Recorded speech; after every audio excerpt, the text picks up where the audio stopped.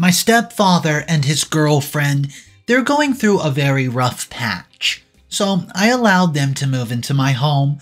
But when this lady comes into my home, not paying any rent, keep in mind, and then demands that I do the stupidest thing ever, get rid of my animals, she is out of her mind, and I'm going to tell her so.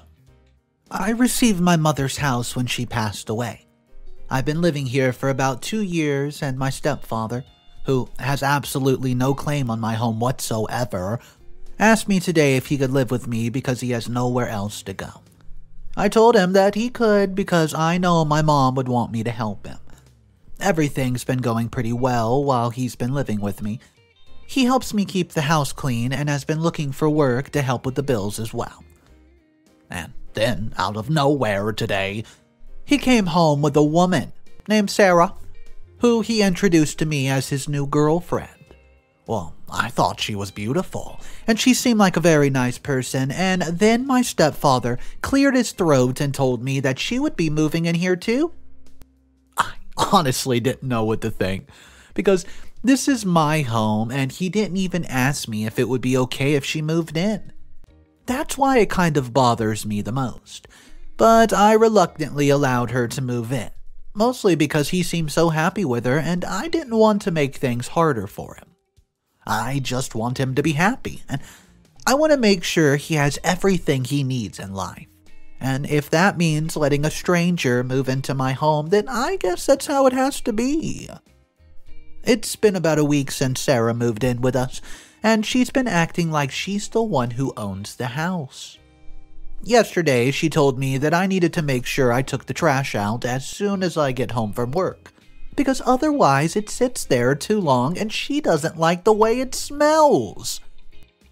Even though we don't throw away anything that really smells that bad, I told her I would take the trash out before I went to work, because I didn't want to have to do it after I just get home from a long day. She insisted that I do it after work, because it would not be full enough if I did it before I went to work. So I just caved, and I said, okay, fine, I'll do it after work. Well, the next thing I know, Sarah comes stomping into the living room holding something between her thumb and index finger. She came straight up to me and stuck it directly in front of my face and said, "I found this under your bed." Well, I looked at it and realized that it was a dust bunny. I looked back at her and said, "Yeah, what about it?" She puts her other hand on her hip and makes this noise like she's fed up, like, "You need to do a better job at cleaning." That's what she said as she grabbed my hand and placed the dust bunny in it. And then she just walks back to her room, closes the door. I just sat there absolutely flabbergasted. Did that really just happen? I cannot understand why anybody would ever do such a thing. I'm not even the one who cleans their room. My stepfather does because Sarah refused to pick up a broom or a dustpan. I just let it slide off my shoulders and I went back to watching my favorite show. She was really starting to get on my nerves, but I don't want to argue with her because of my stepfather. But she has some nerve being the way she was in my home that she lives in for rent-free. The next day I was awoken by Sarah, literally 5 inches away from my face, trying to wake me up. I jumped out of the bed scared to death because I wasn't expecting to have somebody in my face as soon as I opened my eyes. I asked what she was doing. She said she wants to tell me that she's finished changing the layout of the kitchen. Well, I was confused by her words. Then I realized she's gone and messed with my kitchen, the one place in my home I specifically had designed to be an exact certain way. And she went and changed it. As soon as I understood what she meant, I flew out of bed. Sarah jumped backwards away from me as I got to my feet and ran out of my bedroom into the hallway towards the kitchen. And when I got there, it stopped me dead in my tracks. She moved the fridge, stove, island, and my mom's table and chairs. I just stood there for a second drinking in the view, and I could not believe she touched my kitchen. Of all the rooms in the house, this room meant the most to me because it was where my mom and I spent the most time together. I wanted to grab her and just shake her and tell her how messed up she was for doing such a thing. But I kept my cool. I turned around and she was right behind me. I had to stop for a second and think before I spoke because had I not, I would have ripped her head off with my words. I told her that I liked the kitchen the way it was before and how I specifically had it designed so that it was exactly how I wanted it. Well, it's when I was little is how I had it designed when I helped my mom cook. Her smile faded as she realized what a giant mistake she's made. But then instead of apologizing, she literally just says this, "Well, I think it looks better this way." And then she turns around, walks out backstairs to her bedroom and shuts the door. I bit down on my knuckles and forced myself not to scream bloody murder. Now I have to move all the stuff back to where it was, and she's driving me absolutely insane, and she hasn't even been here that long. I don't think I can handle anything else. She's going to have to take it down just a notch or two or 50. I'm going to have to make her because I can't live like this. She's making me so uncomfortable and unhappy in my own darn home. This is beyond me at this point, so I spent the rest of the morning before I had to be at work, minding you, rearranging my kitchen back to the way it was before. As soon as I got to the fridge and got it situated, I realized I was going to be late for work. So I got ready really quick and left the house. When I got home, I was absolutely exhausted. My back was killing me from moving all this heavy appliances around. Ugh, I don't know how she managed to move it all by herself at her age early in the morning. Unless my stepfather secretly helped her, I'm really not sure. I just let my 2 rescue dogs, Max and Bella, outside to go to the bathroom and started cooking myself some supper for the night, and then went to bed. Today's my day off, so I decided I'd just lay around the house for the day with my dogs and watch some TV. I left for about 3 hours around 3 p.m. to go grocery shopping, and when I got home, I just put away the groceries and did not even notice that my fridge had been moved back. Again. Until after I'd already put the groceries away. I had to blink a couple times before it sunk inside my head that Sarah had moved my fridge again. I slumped into my mom's favorite chair at the table and just looked at my fridge. I'm going to have to move this sucker again, and I didn't even bother saying anything to Sarah, but if she moves it one more time, I swear. After I was done, I went in and sat down on the couch and turned on the TV. A few hours passed, and the next thing I know, I hear Sarah and my stepdad arguing upstairs. Well, maybe she should do something besides sit on the couch and watch TV all day, Sarah yelled, and my mouth dropped to the floor. I know darn well she's not up there talking about me. I'm the one keeping the house clean because since Sarah moved in, my stepfather stays in his room, only cleans it there, and I work my butt off every day except on the weekends when I'm off work. That woman does nothing but sleep, eat, moan, groan. She hasn't cleaned a single dish, swept a single floor, or wiped down a single counter since she's been here, and the Lord knows that she doesn't work. But somehow, me watching television on my day off is bothering her in my home. What else could she possibly be saying to him about me when I'm not around to hear it? And she has to know I can hear, right? I didn't hear what my stepfather said back to her because he wasn't yelling like she was. Probably because he didn't want me to know what they were arguing about, even though Sarah made that loud and crystal clear. I just took a deep breath, shook my head, and I got up and got ready for bed. I called Max and Bella to join me in bed for the night, but they didn't come running when I yelled for them like usual.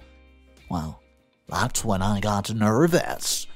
I did think it was weird that they had not been with me on the couch for the night, but I figured they were somewhere playing in the house somewhere. they couldn't have gone far because I hadn't let them out, and I know they haven't run off anywhere. So I yell for them just one more time, but still nothing. So I got up and walked into the kitchen and poked my head up the stairwell and yelled for my stepfather. He came to the top of the stairs and yelled, "Yeah." Well, I asked him if the dogs were up there, and he said no, he hadn't seen them all night. Well, that's when I get really worried. But then Sarah came walking down the stairs and gave me this look. Yeah, this look. I don't know what she was trying to tell me with this particular glare, but she walked past me and then gestured for me to follow. So I walked behind her as if she was going to the back door and pointed out back. I looked out the door and saw my 2 dogs chained up to a tree on the far side of the yard. They were soaking wet because it's been raining. I was furious. I yelled, "Why are they outside chained up to the tree?" Sarah turned and looked at me and said, "Because they need to go. Ugh, I'm allergic. I can't have those dogs just running around this house anymore. Ugh." Well, I was dumbfounded how she could possibly think that I would get rid of my dogs when, this is their home. They were here long before she was, and I've had them for the last 5 years, and I don't plan on parting ways. I told her there's no way I was getting rid of my animals, and they were the only thing I had. She just rolls her eyes and told me that I did not have a choice because they were making her absolutely miserable. Well, I told her that I would keep the dog downstairs from now on if it's that big of a deal, but she said that's not good enough for her. And then the next thing I know, she's screaming about how I'm a terrible person and that I don't even know how to take care of them. Well, I told her that I did know how to take care of them, thank you, and that no one else would know how to properly care for them as I do.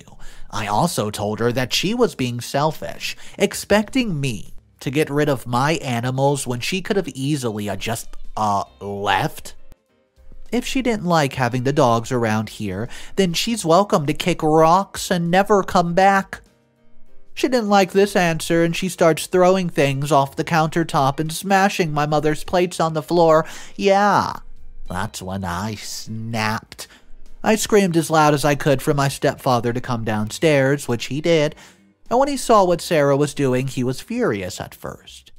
When I tried to explain to him why she was acting this way, he turned around and told me that I did need to get rid of the dog so she was comfortable. I just laughed at him, looked at him, and said, "Dude, are you crazy?" So I stomped upstairs and started throwing their belongings in a trash bag as they both watched me while yelling at me to stop touching their stuff. I packed up everything, and I threw all of it outside in the pouring rain and told them if they don't like living in this arrangement, then guess what? There's the door. They just both laughed in my face, and Sarah crossed her arms right across her chest and said, "Yeah, right." So I told her to laugh all she wants, but she needs to get out. Well, they looked at each other, realizing I was being dead serious. And they both walked out the door. I didn't care that they didn't have anywhere to go. I swear, I really didn't. My dogs weren't leaving, period. It's that simple. They are my dogs, for crying out loud. How could they possibly expect me to get rid of them just because Sarah's uncomfortable? It wasn't going to happen. So, I look at them, slam the door behind them, and then run outside to get my dogs out the pouring rain. I dried them off and went to bed. I guess my stepfather and Sarah slept on the street. But if they both would have gotten a job, they wouldn't be able to be in this mess, and they would be able to afford a motel, right? Or, at the very least, they could have gone to the shelter. I don't feel bad at all for my decision to kick them out. I really don't. And then my phone starts ringing. I did not recognize the number, so I answered, and the person on the other line was a lawyer who told me that Sarah was planning to take legal action against me because I evicted them without notice. I was shocked and not surprised at the same time. She'd try to sue me for such crap. I told him that's fine and that I would see her in court. How about that? So I started researching for a lawyer immediately. I found one that seemed like a good fit and gave them a call just to explain my situation a bit. They told me that since my stepfather and Sarah had no claim on the home, they did not need prior notice to be evicted. Well, I told him that they both did not even pay rent and they never contributed to anything in the house, and they were both living off me essentially. He told me to gather any receipts from any expenses that I've paid for while my stepdad and Sarah were living there. So I did just that, and I waited, and I waited, and I waited for that court date. What's up, everybody? Mr. Redito here. I hope you're enjoying the story so far today. Man, what a wild ride. Could you imagine the audacity in this lady? I mean, going into somebody else's house, you don't even pay them rent, and just acting like that, and those poor animals chaining them outside in the pouring rain.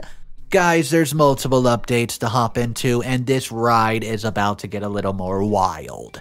If you're new to the channel, just know, the best way to support me is super simple. All you gotta do is click that subscribe button. Right underneath this video, click that subscribe button, and let's jump into update number 1. Well, I met my lawyer at the courthouse and we all walked in together. He told me that I had a good case, but not to get my hopes up because some judges agree with those who get evicted this way. Because technically evictions are supposed to be done at a certain way, but in our state, since they weren't on the lease, the odds could be in my favor. Once everything started, Sarah got to speak first, and she went on and on about how I kicked them out for no reason, made them sleep in the rain in the park. I was furious and wanted to scream at her and tell her how wrong she was. What a liar. But I simply could not. I just had to stand there and take it. And then the judge let me speak, and I told her everything about my stepfather, never asking me if she could live with us, and instead just moved her in, and how they weren't on the lease because I own the house. I told the judge how she tried to make the rules in my home, and how she changed my kitchen, and how she never picked up a single thing. I also told her she tried to get rid of the 2 rescue dogs that I've had for 5 years. I said that I wasn't going to get rid of my dogs for anyone, and they didn't like it, they could leave. I mentioned how they both left on their own accord without protesting, and I said I gave them the opportunity to stay as long as my dogs were still there, and they chose to leave. They did not necessarily have to go if they would have just let it go. To my surprise, the judge agreed with me, and I told her that I spent $1,300 on food and other essential items for my stepfather and Sarah while they were living with me, and I even presented my evidence and receipts for everything that I paid for. And guess who ruled in my favor? The judge, making Sarah pay back every dime I spent on her when she was living with me. I was thrilled, and I looked at Sarah and my stepfather, and he had his head down while she was fuming. I smiled at her as I walked out of the courtroom, and I thanked my lawyer for his help and paid him the following day. I have my home back to normal all to myself finally, and I won the case. I do feel bad for my stepfather, but he should have taken my side over hers when it came to getting rid of the dogs. I still will never understand how he thought I would agree to such a crazy demand. I got home and played with my dogs for an hour, and then there was a knock at the door. I don't know who could possibly be knocking on the door because I wasn't expecting anyone. Update number 2. So when I went to answer the door, I opened it and there was smoke billowing up from the doormat right outside of my front door on the porch. Somebody put a bag of dog poop in it, lit it afire, and threw it on the porch. I searched the front yard to see if I could see anyone, and I could clearly see Sarah running down the block as fast as she could. I ran back inside the house and grabbed a container and filled it up with water, hurried up and dumped it on the bag and smoldered the fire. She really just was about to burn my house down, and that's when I've had enough. I grabbed my cell phone and called emergency services, and I explained to the dispatcher, there's a burning bag of poop. It was my stepdad's girlfriend, Sarah, who did it. And I told them I could clearly see her running away from my house down the block when I looked to see who was responsible. I also explained about the eviction and the lawsuit that took place, and how I won and how angry Sarah was when I left. They told me an officer would be here ASAP, and we hung up. Soon, an officer pulled up and took my statement. He said that she would probably get in a lot of trouble since the fire started to burn outside the front door. So, pretty much she would get charged with arson. I was shocked, but hey, she had it coming, right? She could have easily burned down my house by doing such a stupid stunt like this. At this point, it doesn't matter what she says. I hope she gets locked up for a very long time. The officer said that he would keep me posted, and he left. I cleaned up the mess out front and went back inside and started to take a shower. To think I allowed that woman to live in my home absolutely rent-free. That's the last time I helped any family, or not, I don't care. You just never know what people are capable of these days, and I never would have guessed she would do such a vile thing. I went to bed that night with my 2 dogs safe and sound, and the next morning there was another knock on the door. So I get up and answer it and found it was another uniformed police officer. He showed me a picture and asked me if it was the person who tried to burn my house down. I looked at the picture, it was Sarah, and I said, yes, that is her. He thanked me and told me that they had her in custody and that she was being charged promptly, so I just thanked him and I left. Update number 3. I was pleased with the fact that they already arrested her so fast. Now she can serve some time for her actions. The next thing I know, there's another knock on the door, but this time it was the back door. I hesitantly answered the door, and to my surprise, it was my stepfather. His head was hanging down, just like that day in the courthouse when I won the lawsuit. He looked up at me when I opened the door and said, "Well, I'm so sorry, honey. I never knew she was so crazy. I never would have allowed such things to take place, but I loved her." I took a deep breath and told him I understand, I forgive him. He smiled, gave me a hug, and he told me that he still did not have a place to live and that he really missed being here. I told him that I wasn't sure if I could allow him back just like that after everything that went down. Well, he put his head back down and told me he understood what I meant, and I just looked at him and realized he was just as lonely as I was since my mother had passed. I knew he didn't mean any harm. He just wanted to be close to someone, except he got close to the wrong person. The next thing I knew, I was ushering him into the house and telling him he could stay with me again, but there wasn't going to be any girlfriends moving in ever again, and that he needed to get a job and pick up after himself.